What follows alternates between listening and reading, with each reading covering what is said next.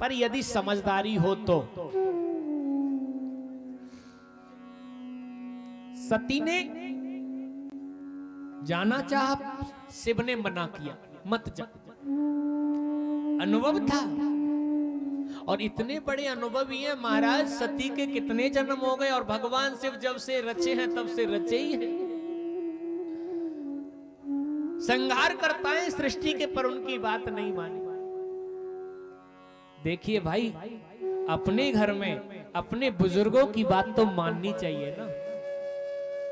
अपने माता पिता की जब बात न माने तो हम कैसी संतान है। सबसे बड़ा संस्कार तो अपने माता पिता के द्वारा ही मिलता है महाराज। दुशीलो मात्र दोषे न पितृ दोषे न मूर्खता। चरित्रहीन बच्चा है तो माँ का दोष बताया जाता है, और बच्चा मूर्ख है तो पिता का दोष बताया जाता है। जब बच्चा पिता से माता से अलग चलता है तो वो सुधरता नहीं बल्कि बिगड़ता है, क्योंकि कोई भी माता पिता नहीं चाहते कि हमारी संतान बिगड़े। इसलिए हमारे शास्त्र ही नहीं, सब लोग कहते हैं कि ज्यादा ना हो तो कम से कम 5 मिनट बुजुर्गों की संगति अवश्य करनी चाहिए। करनी चाहिए कि नहीं महाराज? अभी नार हिल नहीं रही है, करनी चाहिए कि नहीं बताइए। देखिए ऐसे काम नहीं चलेगा, लगता है सो रहे हो। हाँ जी, हाँ जी, थोड़ा बताओ, सुस्ती में आ रहे हैं। करनी चाहिए कि नहीं? हाँ, करते हैं कि नहीं? नहीं करते हैं। इतना टाइम कहाँ है? ज्यादा नहीं तो महाराज 5 मिनट अपने माता पिता के पास बैठो, क्योंकि पूरे जीवन का तजुर्बा है, पूरा जीवन जिया है महाराज। अपनों से बड़ों के साथ बैठोगे तो कुछ न कुछ सीखने को मिलेगा, कुछ अनुभव मिलेगा जीवन का। और कहीं बात मान ली ना तो समझ लेना महाराज कि छोटे से जीवन में हम बहुत बड़े बन गए। ये माता पिता का, हमारे बुजुर्गों का अनुभव होता है, और ऐसे अनुभवी होते पूछो मत। हमारे राजेश रामायणी जी अपनी कथा में कहते हैं कि एक बार क्या हुआ, एक बारात जानी थी तो लड़की वाले ने कहा कि बारात तो आए पर बारात में कोई बूढ़ा ना आए। ठीक है ना, बारात में कोई बूढ़ा ना आए। अब भाई लड़के वाले परेशान। नाना जी बोले कि हम तो जाएंगे, बोले बूढ़े की मना किया है, बोले कुछ भी करो हम जाएंगे। लड़के का नाना जो था वो जाने के लिए तैयार हुआ महाराज, हम जाएंगे। कैसे जाओगे? बोले कुछ भी करो, ऐसा करो जो सामान जा रहा है ना उस बक्से में हमको ले जाओ, और सामान वाली गाड़ी में ले जाना, कोई दिक्कत नहीं है हमें, भले ही मत निकालना पर जाएंगे जरूर। लड़के वाले ने सोचा कोई बात नहीं है, चलो। सामान बक्से में बंद किया नाना को और गाड़ी में रख करके गाड़ी चली। लड़की वाले के पास में पहुंची।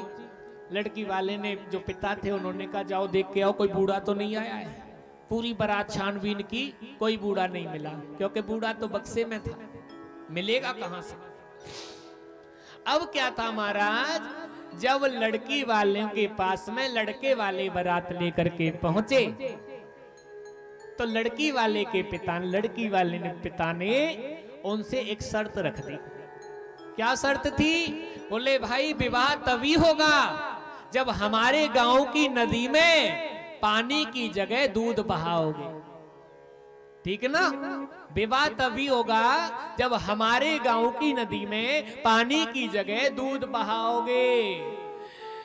बाराती बेचारे दुखी, बोले इतना दूध कहां से लाएंगे जो पानी की जगह पे दूध बहाए, इतना दूध कहां से आएगा। इसका माने यह है कि विवाह तो अब नहीं होगा महाराज, विवाह नहीं होगा।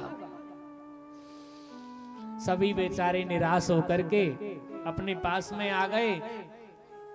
किसी ने कहा नाना जी को क्यों बक्से में बंद कर रखा है, निकाल दो। और क्या, हवा लेने दो। नाना जी को निकाला, सभी बारातियों को दुखी देखा। नाना जी ने कहा भाई दुखी क्यों हो?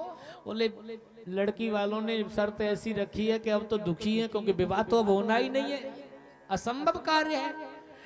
नाना ने कहा बात तो बताओ भाई मुझे, अब क्या बताएं आपको, आप क्या करोगे? बोले बता के तो दो। बारातियों ने कहा, लड़की वालों ने कहा है कि हमारे गांव की नदी में पानी की जगह पे दूध बहाओ। कौन बहाएगा इतना दूध? नाना ने कहा, बस इतनी छोटी सी बात पे कहीं बारात लौटा करती हैं क्या? बाराती बोले, ये तुम्हें छोटी लग रही है, इतना दूध कहां से लाओगे? नाना ने कहा, लड़की वालों से जाके कह दो कि दूध तो हमारे पास तैयार है, पहले पानी तो खिलाओ, दूध बहाने के लिए हम तैयार हैं। पानी खाली करो पहले। तो महाराज बाराती गए, असमंजस तो था पर फिर भी चले गए बेचारे। जाकर के लड़की वालों से कहा, बोले हम तैयार हैं दूध बहाने के लिए। तो फिर देर किस बात की? बोले तुम पहले पानी तो खिलाओ। लड़की वाले, लड़की के जो पिता थे, बोले भाई तुमने गलती कर दी। क्यों? क्योंकि लगता है बारात में कोई बूढ़ा आया है, लगता है बारात में कोई बूढ़ा आया है, जाके देखो। क्योंकि इतनी जो अकल है वो कोई जवान पुरुष नहीं, कोई वृद्ध ही दे सकता है महाराज। ये वृद्ध के अनुभव की बात है, उसके पास में पूरे जीवन का तजुर्बा है महाराज। अभी हमारे 15, 20, 25, 30 पर वो 60 साल, हमसे 30 साल, हमसे 40 साल बड़ा अनुभव लेकर के बैठा है। इसलिए कहते हैं माता पिता के पास, बुजुर्गों के पास बैठिए और बैठ करके आनंद लीजिए, उनसे बात कीजिए, उनका जीवन का अनुभव लीजिए। अब एक ट्रेन में